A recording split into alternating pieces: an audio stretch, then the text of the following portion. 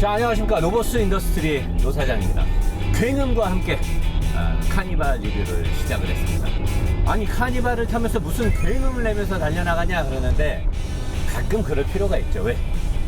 우리 아버지들이 또는 우리 모든 남자들이 여기 가족을 태우고 이렇게 달리는 일은 없겠지만 부득이하게 뭐 출산이라든가 아니면 뭐 여자친구 아버님이 뭐 부모님이 놀러 가셨다든가 급히 뭐를 하러 갈 때는 아무리 카니발이라 하더라도 카니발도 좀 탈 수 있지 않겠습니까? 좋았어. 역시 신형 플랫폼으로 바뀌고 나서 앞바퀴라든가 뒷바퀴라든가 요면을 홀딩하는 능력이 좀 괜찮아졌어요.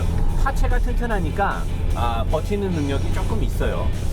코나 같은 차도 딱 따버리고 카니발 타면서 여기는 조심해야 되죠. 날아가게 되면 마주는 대형 차량으로 넘어갈 수가 있으니까요. K7도 따버리고요. 좋습니다. 쭉쭉 한번. 뒷바퀴의 서스펜션의 지오메트리, 캐파시티가 웬만한 이 미니밴 치고는 꽤 잘 나오는 것 같습니다. 급브레이크 별로 안 좋죠. 아무래도 중량이 있으니까요. 잘 버텨주고 있습니다. 앞바퀴의 그립의 붕괴가 올려갔는데, 야, 이 서스펜션의 소재들이 올 스틸, 지금 하체 오리기를 하기 전이거든요. 올 스틸이기 때문에 이게 밑에서 올라오는 진동들이 상당히 좋지 않네요. 하지만 카니발을 타고 이런 미친 식으로 운전하는 드라이버는 없기 때문에 아마 이 영상은 우리 민성이가 자르고 안 쓸 수도 있어요. 낮은 속도에서 브레이크. 예전 카니발들에 비해서 하체 쪽의 강성이 많이 올라간 거를 두드러지게 느낄 수 있고요. 하체와 이 차체가 따로 논다는 느낌도 많이 안 듭니다.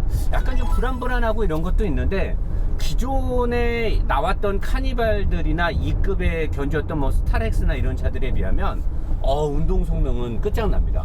특히나 이렇게 밀렸을 때 이 기아 자동차에 이게 미니밴이 코너에서 브레이크 아까 신호를 한 템포 넘겨주고 제가 일부러 쉬었다 갔는데 차를 다 잡았어요. 야, 요거 카니발을 이제 타는 아버지들이나 남자들이 안 되는 차를 갖고 너무 막 쏘면서 위험한 상황이 많이 생긴다는 그런 지적이나 비아냥들이 많았는데, 카니발 오너도 이제 좀 쏘고 다녀도 될 것 같은데요. 여기까지가 이제 카니발 리뷰의 장점의 끝입니다. 이제 없어요. 이제부터 웬일로 노사장이 카니발을 칭찬해야 되는데, 사실 제가 지금 이렇게 보여드리는 이 허리오드 액션은 사실 이 자동차 리뷰에 카니발에 적합한 내용이 아니죠. 이런 하리우드 액션은 사실 이 차에 필요 없는 거고요. 근데 저는 그냥 한번 해본 거예요. 왜냐면 하체가 또 튼튼하길래 한번 해봤는데, 요거는 뭐 장점이고요. 진짜로 이제 필요한, 카니발에 진짜로 필요한 리뷰들은 지금부터 나갈 건데, 일단 이 차는 뭐 가족과 함께 시내에서도 많이 타고 패밀리카를 위한 미니밴이지만 여행도 많이 할 거 아닙니까? 이런 차를 사는 이유가 뭐예요? 장거리를 먼저 달리면서 과연 투어링을 가능하게 기아에서 세팅을 잘했는지. 사실 이런 차의 최고 장점은 거주, 공간 활용성도 되게 중요하지만 장거리를 안락하게 갈 수 있느냐 없느냐도 굉장히 중요한 거거든요. 그래서 그 부분을 다시 한번 체크하면서 진행해 보도록 하겠습니다. 자, 여러분, 생각보다 카니발이 와인딩에서 좀 잘 버텨줘서 놀라셨죠? 저도 당황했습니다. 생각보다 원래 깔려고 갔는데 잘 가는 바람에 깔 수가 없었습니다. 고속도로로 넘어왔죠. 반자율 주행을 걸고 가고 있고요. 우리나라의 반자율 주행들이 현대 기아가 많이 발전했어요. 예전에 비해서. 그래서 일반 올림픽대로나 시내 도로에서 이렇게 코너가 나올 때는 잘 못 가는데, 이런 국도나 고속도로에서의 반자율 주행은 일단은 뭐 어댑티브, 앞차와의 거리를 조정하고 브레이킹하는 건 굉장히 잘 되고 있고요. 그 다음에 차선을 유지하면서 이렇게 그렇게 급커브가 아닌 구간도 상당히 잘 가는 편이죠. 이런 차들은 사실 가족들과 함께 자주 놀러 다닌다라고 하면 반자율 주행의 작동 여부는 굉장히 중요하잖아요. 뭐 나름 마음에 듭니다. 마음에 들고 그리고 아까 그 와인딩에선 제가 얘기를 하진 않았는데, 저는 카니발을 만약에 가족을 위해서나 캠핑을 다니거나 놀러 다닐 때, 그럼 노사장 같으면 타겠냐? 민성이한테 한번 물어볼게요. 민성아, 너 같으면 타겠냐? 저는 안 탑니다. 왜 안 타? 너무 어지럽습니다. 왜 어지러운 것 같아? 하체에서 진동이 너무 많이 올라옵니다. 왜? 다른 차 네가 안 타봐서 그러는 거 아니야? 아니, 트래버스보다 더 심한 것 같습니다. 더 심해? 예. 트래버스는 엔진의 진동이 올라오는 게 아니고, 걔는 진짜로 서스펜션의 그 탱탱함 때문에 올라오는 거고, 이 차 같은 경우는 여러분 그 엔진의 마운트 설계가, 근데 하체 오리기를 좀 있으면 들어가거든요.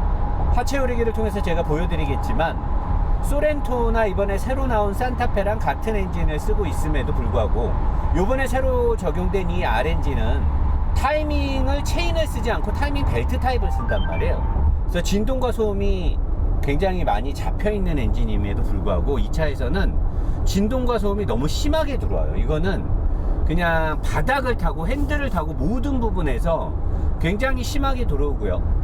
오늘 오후에 하체 오리기가 끝나고 내일 이제 시내 주행을 제가 올데이 리뷰를 들어가게 되면 굉장히 많은 부분에서 지적을 받게 될 거예요.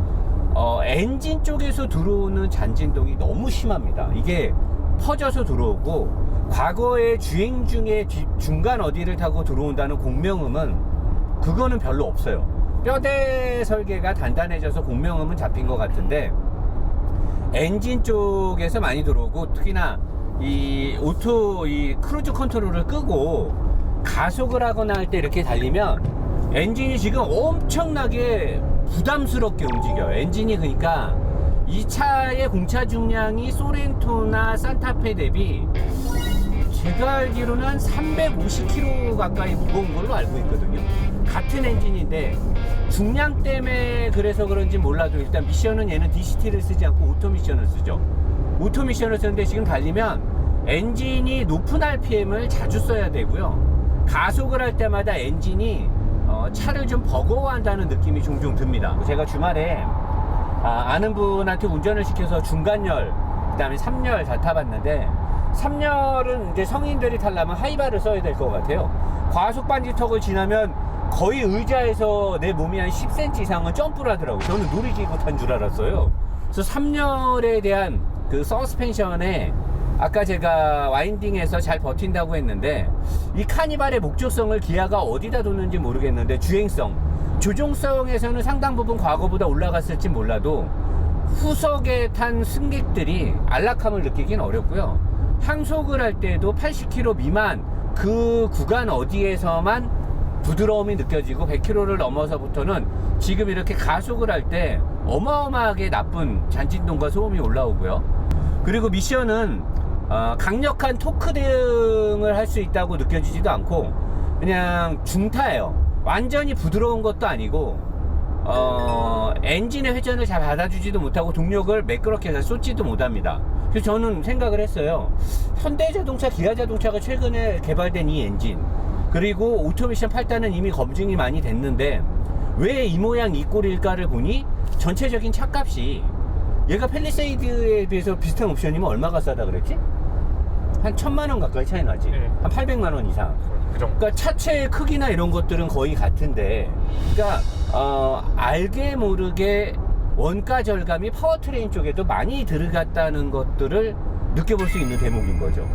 가족을 위한 차로서 주행성이나 조종성보다는 안락성과 편안함에 더 포커스가 맞춰져야 될 미니밴인데, 왜 이렇게 주행성을 더 높게 세팅을 하고 안락성이라든가 부드러움, 이런 것들에 대한 게 많이 모자란지 모르겠고요. 장거리를 달렸을 때 2열하고 3열, 사실 이 차가 만약에 우리나라가 9인승이 고속도로, 이건 사실 무의미한 진짜 규제인데 9명이 타고 고속도로를 타는 경우를 못 봤어요. 9인승인데 6인인가 7인 이상 탑승하면 고속도로를 타도 된대. 그러면 그냥 7인승을 타게 해주면 될 거 아니에요. 못한다고 꼭 시트를 9개를 만들어 놓으라고 해서 의자 배열을 저렇게 족같이 하게끔 만들어 놓은데요. 이게 만약에 7인승으로 세제 혜택이 똑같이 돼 있으면 의자를 훨씬 더 자유롭게, 왜 미국 사람들이나 일본, 유럽 애들은 미니밴의 규격에 7인승을 왜 줬겠습니까? 그게 정답이니까 그렇게 한 거예요. 못한다고 9인승에 그 뭐 고속도로 통행 제한 같은 걸 왜 만들어 갖고 9명 타는 거 봤어요? 도로교통하고 뭐 그 건교부하고 국토부 장관님들 9명 타고 가봤냐고. 본인이 그러면 3열에 9명 탈 때 중간에 근데 아무튼 이 차는 현재 9인승인데 마지막 4열 의자를 접어놓고 1, 2, 3열 의자를 어느 정도 떨어뜨리면 무릎의 높이나 엉덩이, 허벅지나 등받이의 의자는 너무 잘 돼 있습니다. 근데 3열 의자를 더 뒤로 못 뺀다는 것 때문에 약간 안 좋긴 한데 그게 탈만해요. 꽤 탈만하고요. 근데 중요한 거는 의자가 편한다 하더라도 앉아서 장거리를 갈 때 차 전체에서 엔진 진동이라든가 엔진이 차를 끌고 가는데 버거워하면 어떻게 되느냐, 버거워할 때 부하가 걸리죠. 부하가 걸리면 어떻게 되겠어요? 부하 걸리면 어떻게 돼? 마탱이가 가면서 진동이 나올 거 아니야. 엔진이 부르르 떨 거 아니냐. 조루 에디션이 들어온단 말이야. 부르르 떤단 말이야. 그러면 그 진동을 어디로 보내? 차체로 보내고 그 진동을 사람이 먹게 되기 때문에 저는 이 차에 들어가 있는 이 엔진도 좀 부족해 보여요. 그래서 모르겠어요. 가격 대비 이렇게 한 건 잘했다라고 칭찬을 해주고 싶은데, 저는 요번에 나온 카니발이 이쁘다 어쩌다 외모도 그렇고 실내 레이아웃이 달 빠졌다 그래서 좀 관심을 가졌는데, 이렇게 운전자를 피곤하게 한다라고 하면 저는 이거는 못 살 것 같아요. 만약에 진짜 여자친구랑 같이 캠핑 가고 어디 놀러 갔다, 그럼 그날 밤은 여자친구한테 혼나는 거 외엔 답이 없어요. 될 것 같아? 안 돼요. 아니 뇌를 계속 흔들면서 가는데 가갖고 밤에 절체절명의 순간에 뭐가 되겠냐고. 안 되는 거예요. 그 다음날까지도 후유증이 갈 수도 있어요. 그래서 저는 이런 부분에 대해서 이거는 미니밴의 고유의 목적성에 상당 부분 위배되는 행위가 아닐까라고 생각하면서 나머지는 하체우리기와 면밀하게 이 차의 주행 특성을 다시 살펴보는 그런 리뷰로 다시 마무리하도록 하겠습니다. 엔진 진동이 어디서 오나 되게 궁금하죠? 저도 많이 궁금하거든요. 일단 이 3세대 플랫폼이 잘못된 거냐 라고 말하기엔 이미 소렌토는 되게 부드러움이 증명이 됐거든요.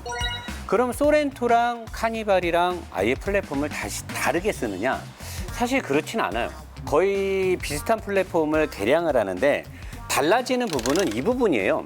여기에 이 원래는 휠하우스의 끝단에 댐퍼가 꽂혀지는 부분인데 이 부분이 상당 부분 높이 올라오죠. 소렌토는 요 어디서 끝날 거예요. 요쪽 어디에서 끝나고 이쪽에 휠하우스에 마운트가 있고 그 다음에 쇼바 마운트가 있는 거죠. 그리고 저 안쪽에 A필러의 끝단이 저 안쪽에 있어서 이 앞창문이라든가 안쪽에 있는 대시보드의 패널 끝이 직접적으로 차체랑 연결이 안 되거든요.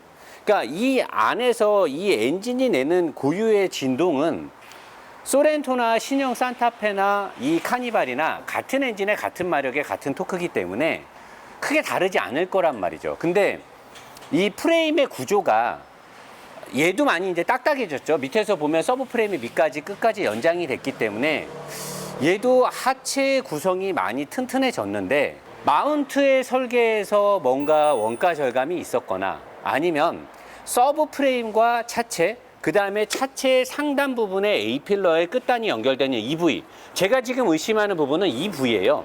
엔진 안에서 생기는 진동들이 마운트를 통해서 나갔을 때 마운트의 소재가 조금 다를 것이고 기본적으로 생기는 진동들은 자체적으로 상쇄가 돼야 되는데 상쇄를 시키지 못하고 서브 프레임을 타고 또는 댐퍼의 상단 부분인 이 부분을 타고 들어오기 때문에 지금 노 사장이 운전하면서 계속해서 앞쪽에서 바닥을 통해서 핸들을 통해서 앞쪽 모두에서 진동이 올라온다는 건 이 프레임의 구조와 서브 프레임의 접점 부위, 하드 포인트라고 하는 그 피봇의 그 소재라든가 구성, 그런 것들에서 아마 잔진동이 계속 올라오고 있는 거 아니냐. 그리고 앞쪽으로 상당 부분 소렌토나 산타페나 모든 차들은 요쪽 부위 있죠. 여기가 아마 벌크헤드라고 하는 게 맞을 것 같은데 승객석하고 엔진룸을 격벽을 통하는 이쪽 부위 뒤로 앞창문이라든가 모든 것들이 실내 구성이 닿아야 되는데 얘는 보시면 여러분 그 여기부터 여기까지 이만큼이 앞창문이 엔진 안으로 들어온 거예요. 그러니까 대시보드와 앞창문이 엔진의 반 정도를 치고 들어왔기 때문에 모든 진동들이 이 부위 이쪽을 타고 그리고 이쪽을 타고 안쪽으로 들어간다는 거죠. 그래서 아마도 잔진동이 계속 많이 올라오지 않나 그런 의심을 하고 있고요. 그리고 얘가 엔진이 중량이 아마 소렌토나 산타페에 비해서 400kg 가까이 늘어났기 때문에 같은 엔진에서 고중량을 끌고 가는 거랑 또 안에 승객들이 많이 탔을 때 9명 정원이 승차했을 때 상당 부분 부하가 걸릴 거라는 거죠. 그랬을 때 엔진이 힘에 겹기 때문에 엔진 온도가 소렌토나 산타페보다 많이 올라갈 수 있어서 냉각수의 색상도 다르죠. 냉각수의 색깔이 다르다는 건 냉각수의 성분도 약간 다르다는 것을 의미하고요. 그리고 이 마운트의 엔진의 이 우측에 있는 이 마운트는 소재는 얼핏 봐서는 지금 소렌토랑 비슷해요. 얘는 알루미늄이고 얘는 스틸이고 이쪽의 부위가 알루미늄인데 여기를 제가 의심했는데 여기는 아닌 것 같고 방금 제가 얘기했던 그런 부위 같고 엔진에 대한 상세 설명은 이미 몇 달 전에 신형 소렌토를 했기 때문에 여러분들이 혹시라도 엔진에 대한 상세 설명이 좀 듣고 싶다. 지금 여기다 링크를 하나 걸어 드릴게요. 엔진은 소렌토 거를 보시면 좋지 않아요. 왜냐면 너무 똑같아요. 이 흡기 라인의 길이라든가 순행 인터쿨러 보조, 전치식의 인터쿨러라든가 터빈 모든 것들이 여기 보면 제가 제규어의 신형 인제늄 엔진하고 비슷하다고 얘기했던 모든 것들, 그 다음에 벨트식의 타이밍 벨트가 들어가서 엔진 진동이 덜 나는 거 등등 해서 소렌토의 그 엔진과 너무 똑같기 때문에 여기서는 엔진 설명을 굳이 또 반복할 필요는 없으니까 여러분들 혹시라도 궁금하면 그걸 보면 좀 제가 디테일하게 했으니까 그걸 참고하시면 되고요. 그럼 사람들이 그러죠. 여러분, 선생님 그 노보스에서 판매하는 그 카타민 엔진 컨디셔너를 넣으면 엔진 진동이 많이 잡히지 않습니까? 근데 일단 있는 그대로 리뷰를 해야 되니까 여기서는 제가 일단 카타민을 넣지 않을게요. 그대로 리뷰가 끝나고 차주한테 차가 갈 때 다시 카타민을 넣는데 그때 1+1 행사 때 여러분들이 너무나 만족도가 높아가지고 또 1+1을 해달라고 하는데 우리가 그때 1+1로 너무 많이 나가가지고 사실 배보다 배꼽이 더 큰 상황이 돼가지고 원래 그 공짜로 하나 더 주는 행사를 그렇게 많이 나가면 안 되거든요. 근데 너무 많이 사가지고 좀 저희가 약간 출혈이 있었어요. 그래서 이번에도 사람들이 너무나 좋은 카타민이 뭐냐고요? 설명 한번 들어볼까요? 자, 카타민이 먼저 궁금해서 일로 오신 거죠. 카타민은 일반적인 그 케미컬 용품들처럼 화학 성분이 들어가 있거나 어떤 성분에 의해서 오일의 어떤 특성을 변화시키는 제품이 아닙니다. 그랬으면 아마 이렇게 많이 안정적으로 판매도 못했을 거예요. 보통의 케미컬류들이 어떤 첨가물이 들어가 있기 때문에 그 효과를 내는 건데 카타민은 그런 게 전혀 아닙니다. 그렇기 때문에 단점을 먼저 말하자고 하면 고성능 차에서 엄청난 성능을 뒷받침해주는 그런 건 아닙니다. 하지만 우리 생각해보세요. 고성능의 차를 가지고 서킷을 다니는 사람이 몇 명이나 되겠습니까? 카타민은 퍼블릭하고 레귤러한 사람들을 위해서 일반적인 차량에 적합하게 만들어진 거고 플라즈마 공법으로 저분자, 오일의 일반 오일을 저분자한 거고 어떠한 첨가물이 들어가 있지 않습니다. 그래서 카타민을 넣게 됐을 때 제일 좋은 건 뭐냐? 일단 부작용이 아예 없습니다. 그냥 일반 오일을 요만큼 더 넣은 거예요. 오일을 조금 더 넣은 거죠. 헐떡거리지 않을 만큼 많은 양을 넣는 게 아닌 거고 카타민은 저분자화된 오일을 통해서 내가 엔진에 담고 있는 오일에 저분자화된 오일이 들어옴으로 해서 희석이 되면서 오일의 마찰 저항 계수가 떨어집니다. 그래서 오일이 실린더 안에서 어떤 금속끼리의 움직임을 더 부드럽게 해주는데 탁월한 성능이 있는 거죠. 그래서 카타민을 넣게 되면 제일 먼저 여러분들은 부드러움을 느끼게 되고 엔진 진동이 혁혁하게 잡힙니다. 진동이 잡히면 소음도 같이 잡히죠. 지금까지 2월 달에 제가 카타민을 PPL에서 지금까지 판매된 양이 어마어마한데 단 한 건의 클레임이 없었습니다. 당연히 부작용이 아예 없죠. 그리고 부드럽기 때문에 우리는 연비나 뭐 이상한 것들을 자랑하지 않습니다. 그냥 부드러워요. 그리고 지금 이 순간 가장 중요한 건 뭐냐? 원래 제가 1+1 행사를 통해 출혈 때문에 카타민 본사와 제가 힘들었어요. 왜? 생각보다 너무 많이 사셨거든요. 근데 1+1 하나를 공짜로 주다 보니까 마진에서 좀 어려움이 있었는데 이번에 그래서 2+1을 통해서 제가 좀 마진을 챙겨볼까 욕심을 부렸는데 카타민 대표님께서 그런 거는 좋지 않다. 차라리 행사를 하지 말자. 이런 밀당이 있었는데 추석 연휴 기간 때 어마어마한 사건이 생겼습니다. 우리나라에서 판매하는 어떤 오일 또는 케미컬류, 미국, 유럽에서 판매하는 오일류에 관련된 케미컬류가 유럽 특허라든가 뭐 일본 특허 이런 것들은 있죠. 하지만 미국에서 이런 제품 특허를 받는 일은 거의 없습니다. 지금 자료 3개 보실까요? 미국에서 이번 연휴 기간 때 특허가 출원이 됐습니다. 이 오일 쪽 시장에서는 굉장히 이례적이고 굉장히 어려운 겁니다. 어떠한 불순물이나 어떤 첨가물이 없기 때문에 안정적이기 때문에 이런 특허가 난 거고요. 곧 어마어마하게 멋있게 만들어진 이 특허에 관련된 서류가 한국으로 도착을 합니다. 미국 특허까지 받은 이 카타민 대단하지 않습니까? 그래서 카타민 대표님께서 시원하게 한턱 쏘셨습니다. 1+1 그까이 한 번 더 해놓사자. 카타민의 전속 모델은 저 혼자인 거 아시죠? 이 모든 수혜는 제가 많이 가져갑니다. 여러분들이 많이 구매해 주시면 구매해 주실수록 이건 대놓고 앞광고입니다. 제가 많이 이윤이 남습니다. 이윤을 남기고자 1+1을 진행하고 싶었지만 출혈 때문에 못했는데, 그리고 여러분들을 위해서 1+1을 하고 싶었는데, 이번에 카타민 본사에서 대박 축제 분위기이기 때문에 이 분위기를 끌고 나간다 그래서 1+1을 오늘 지금 이 순간부터 일요일 저녁 12시까지 카타민을 구매하시는 모든 분께 1+1 행사를 하도록 하겠습니다. 3개를 사면 3개를 더 드리고 10개를 사면 10개를 더 드리겠습니다. 간혹 사람들이 그런 말을 하더라고요. 제품이 너무 좋으니까 많이 사놓고 당근 마켓에서 팔겠다 그러는데 잡히면 개망. 다가오는 겨울, 디젤 차들은 특히나 겨울에 진동이 좀 심할 수도 있잖아요. 카타민을 넣게 되면 굉장히 좋은 효과를 볼 수 있고, 노사장의 라이브를 보시면 어떤 오일에 카타민을 넣었을 때 큰 효과를 볼 수 있는지 제가 가끔 팁을 알려드립니다. 이 브랜딩 공법도 알려드리고, 카타민은 어떻게 넣어야 되냐 궁금하신 분들, 디젤하고 가솔린은 의미가 없습니다. 똑같이 넣는 거예요. 디젤 따로 가솔린 따로 없습니다. 그리고 파란색은 2500cc까지입니다. 자가용 우리가 타는 모든 차에 2500cc까지는 그냥 파란색, 디젤이든 가솔린 상관없습니다.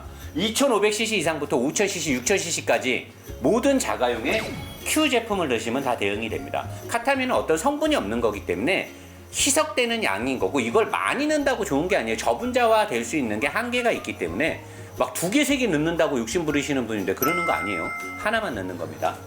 P하고 Q는 상용 트럭들, 화물차들 넣는 겁니다. 네, 지금 여러분들 네이버에서 노보스몰 스마트 스토어를 치시면 저 좋은 제품 1+1을 간편하게 구매하실 수가 있고, 상세 설명은 우리 몰에 다 들어가 있으니까 거기서 보시면 됩니다.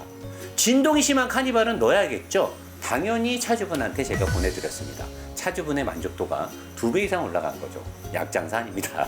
약 아니에요. 그냥 일반 오일이고요. 미국 특허에 빛나는 안정적인 엔진 오일 컨디셔너입니다. 믿고 구매하셔도 될 것 같습니다. 다시 카니발 리뷰로 들어가겠습니다. 고고!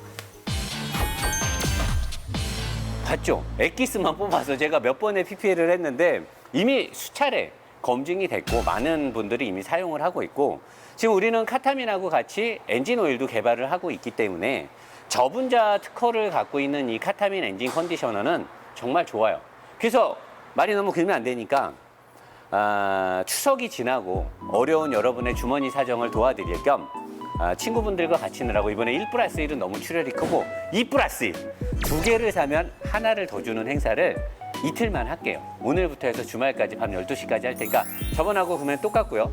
네이버에 노보스몰 검색하시면 되고, 노보스몰 스마트 스토어를 검색하시면 그때보다 더 편하게 네이버에서 손쉽게 구매가 가능하니까 많은 이용 2+1입니다. 2개 사면 하나를 공짜로 드릴게요. 자, 그렇게 해서 이 엔진은 제가 봤을 때 엔진 자체의 어떤 설계라든가 성능에 저는 살짝 의심을 품었는데 재원상 크게 다른 게 없기 때문에 엔진은 사실 잘 만든 건 맞아요. 내구성에서 벨트를 썼기 때문에 많은 부분 나중에 10만 킬로 이상이 됐을 때 메인터넌스 부분을 소비자가 떠안아야 되는 건 있지만, 엔진 자체의 이 디젤은 뭐 토크 중심령이 한 60% 의존도를 가지고 있고 부드러움으로 만들어 놨기 때문에 저는 엔진은 좋다라고 보고요. 대신에 이 등치에는 엔진 힘이 많이 딸립니다. 그래서 미션과 같이 제가 봤을 때 아무래도 진동이 많이 들어오는 건 중량을 끌면서 생기는 부하가 더해져서 더더욱 많은 진동이 올라오지 않나 싶은 거고요. 그 진동들이 어디를 타고 차체로 들어오는가는 일단 하체 밑에 또는 옆쪽에 가서 추가로 더 얘기하도록 하겠습니다.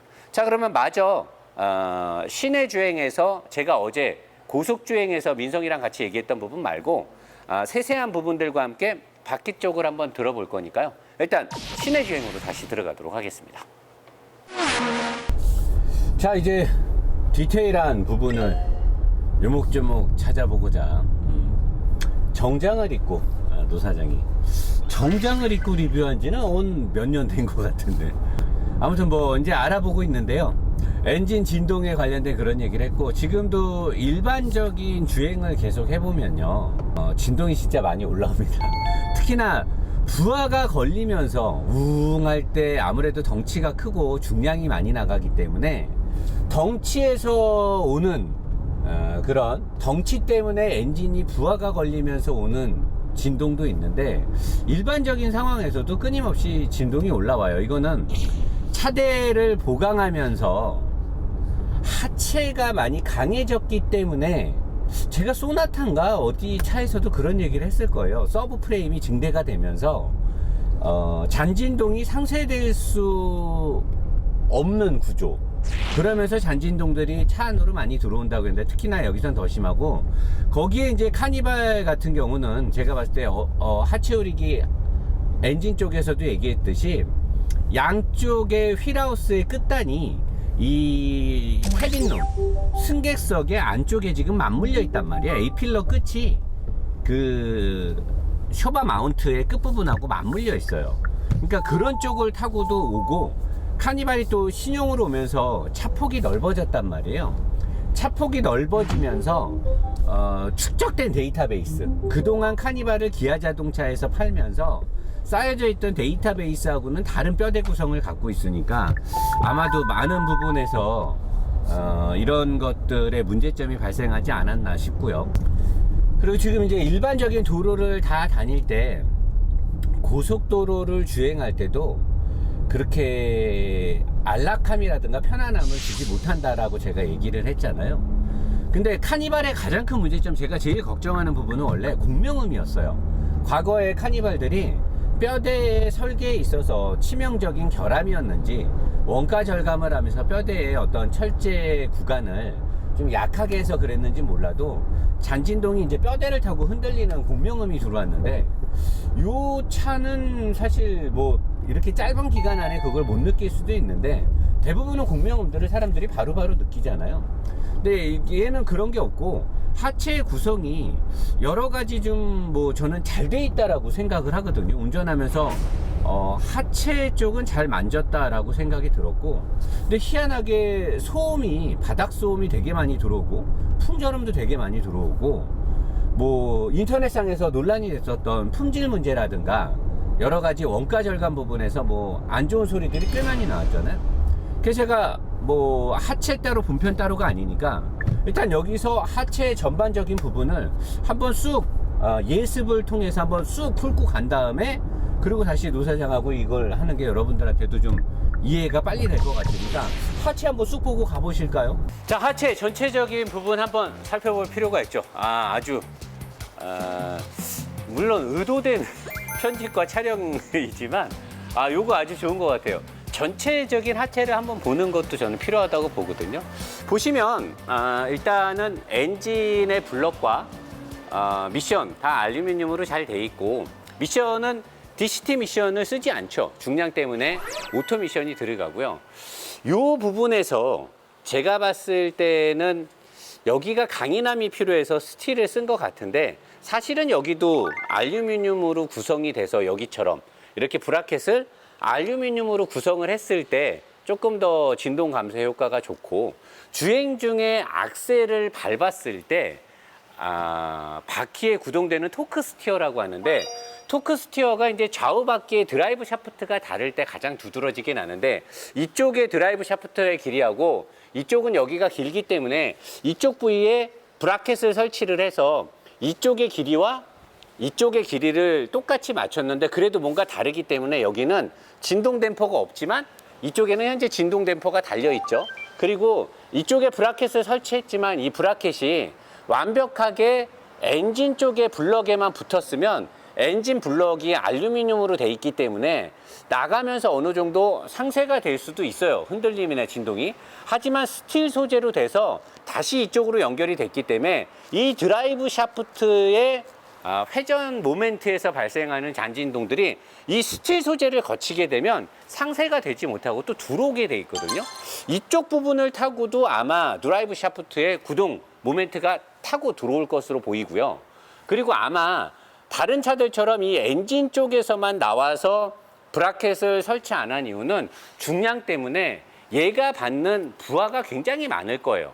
운전을 하면서 여러분들이 카니발을 타고 운전을 해보면 악셀을 밟을 때마다 굉장히 힘겹게 엔진이 차체를 끌고 간다는 게 느껴져요. 그런 것들이 아마 이쪽을 타고 많은 부분의 진동이 전달될 것이고요. 서스펜션을 워낙 강하게 만들어 놨기 때문에 제가 아까 앞바퀴의 댐퍼와 스프링이 굉장히 강하게 돼 있다 그랬잖아요.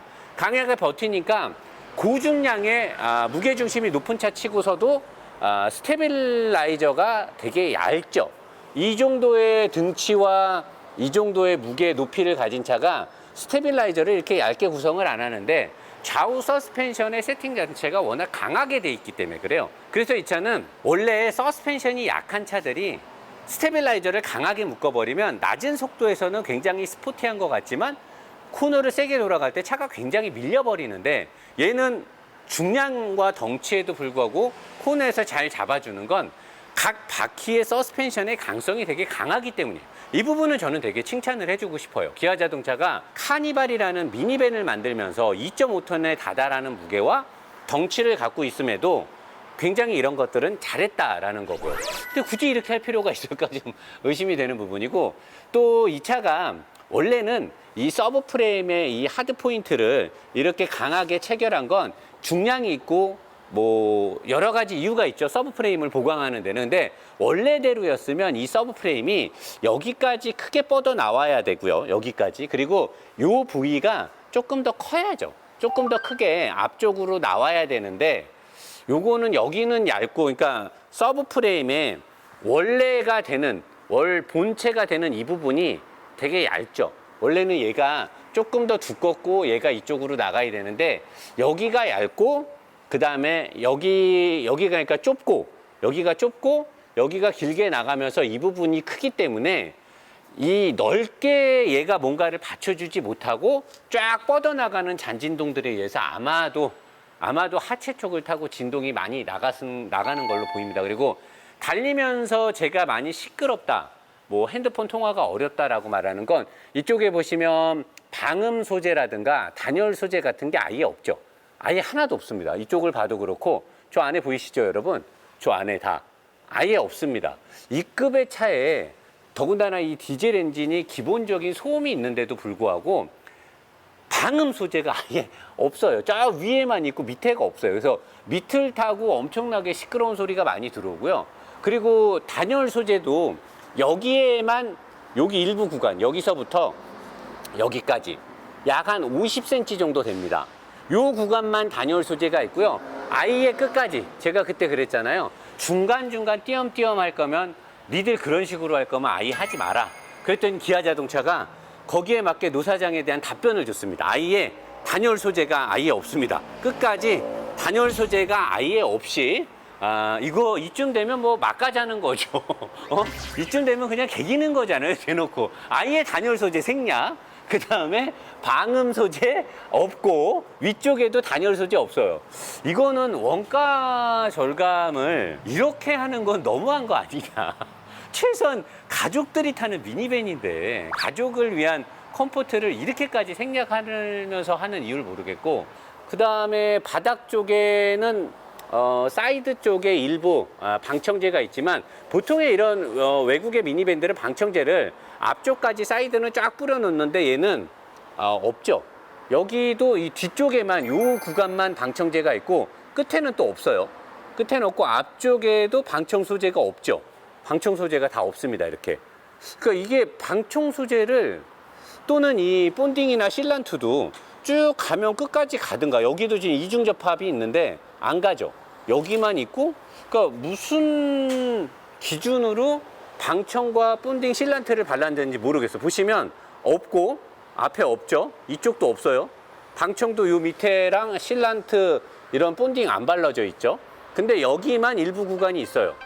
여기가 아마 얘가 뭐 때문에 얘 아무것도 아니거든요. 그냥 조용하게 하려고 막아놓은 거지 저 안에 뭐 중요한 장비들이 없는데 보시면 아무것도 없어요. 근데 여기에만 이 본딩을 발라놨어요. 이쪽도 마찬가지고 여기에만 발라놓고 아무것도 없고요. 배기 라인도 여기부터 여기까지 소재가 좀 다른 것 같긴 한데 현대자동차의 다른 차들처럼 완전 싸구려는 아닌데 근데 좋은 소재는 아니네요. 배기 라인이 일단 좋은 소재는 아니고요. 과거에 공명음으로 좀 문제가 됐던 부위가 제가 알기로는 여기의 골격과 여기의 골격, 그 다음에 여기의 골격의 어딘가의 원가 절감에 의해서 이 차체가 좀 강함이 부족했기 때문에 공명음이 되게 많이 난 걸로 알고 있는데 지금 제가 육안으로 봤을 때는 이 차는 공명음이 나기에는 차대 쪽에는 사실 문제가 없어 보여요. 시에나도 그랬고 그 다음에 혼다의 오디세이도 그러고 이 정도의 골격을 가지고 굴곡을 주면 제가 봤을 때는 모르겠어요. 전에 카니발하고 같이 놓고 봐야 되는데 전에 카니발을 제가 이렇게 자세히 보질 않아 갖고 그때 아무튼 제가 알기로는 이 어디 부분에 뼈대 설계에 원가 절감이 들어갔거나 아니면 좀 약하게 돼서 공명음이 난 걸로 아는데 현재 육안으로 보면 이쪽 부분부터 쭉 이렇게 여기까지 오는 부분에서 꼭 있어야 되는 굴곡이나 절곡 이런 부분이 생략된 부분은 사실 보이진 않습니다. 제가 여기서 봤어요. 물론 제가 여기에 전문가는 아니기 때문에 정확하게 어디라고 찝지 못하겠는데 일단 육안으로는 공명음이 날 것 같지는 않아요. 공명음이 날 것 같지는 않고 그 다음에 이 서브 프레임도 이렇게 얇게 이렇게 뽑는 거는 사실 아반떼급이나 중량이 덜 나가는 차들만 이렇게 뽑고 이렇게 고중량이 나가는 차들은 얘를 두껍게 해가지고 이 안에 부시를 좀 이 우레탄 이게 특수 소재거든요. 이걸 두껍게 넣어가지고 하체 쪽에서 발생되는 잔진동과 소음을 얘네들이 먹어줄 수 있게 해야 되는데 현재 이 2.5톤에 다다르는 신형 카니발은 리어 서브 프레임의 크기 자체가 되게 작죠. 굉장히 작아요. 굉장히 작은 상태에서 하드 포인트의 그 간격도 되게 좁고 하드 포인트를 잡아주는 이 볼팅이 상당히 잔진동과 소음을 유발할 수 있게끔 돼 있어요. 그래서 아마도 이런 구성 때문에 고급진 승차감이 전혀 안 나오는 거 아닐까라는 생각이 들고요.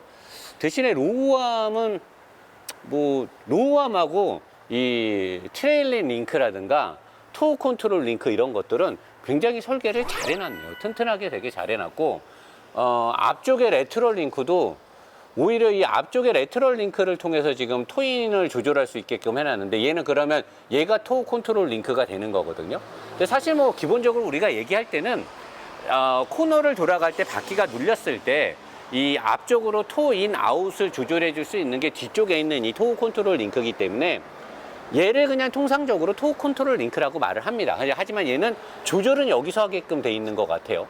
여기서 하게끔 돼 있고 서스펜션의 구조는 정말 튼튼하게 잘 만들어 놓은 것 같아요. 잘 만들었고 차체도 야무지게 잘 만들었어요. 여기저기서 소재공학이라든가 어떤 방청, 본딩, 그 다음에 마감 주로 소재공학에서 많은 돈을 아낀 것 같고 하체 쪽에 승객의 안락함 이런 것들을 주는 게 굉장히 많이 부족해 보여요. 적어도 미니밴이라면 승객의 안락이 최우선이 되는 차량의 설계와 구성품들을 갖춰야 되지 않나 싶은데 기아 자동차가 이렇게 한 데는 무슨 이유가 있겠죠? 제가 봤을 때는 원가 절감으로 의심이 됐고요. 자, 그럼 마무리 운전하면서 카니발의 리뷰를 마무리해 조금 더 좀 또 타면서 마무리를 여기서 할 수는 없잖아요. 다시 차 안으로 가도록 하겠습니다.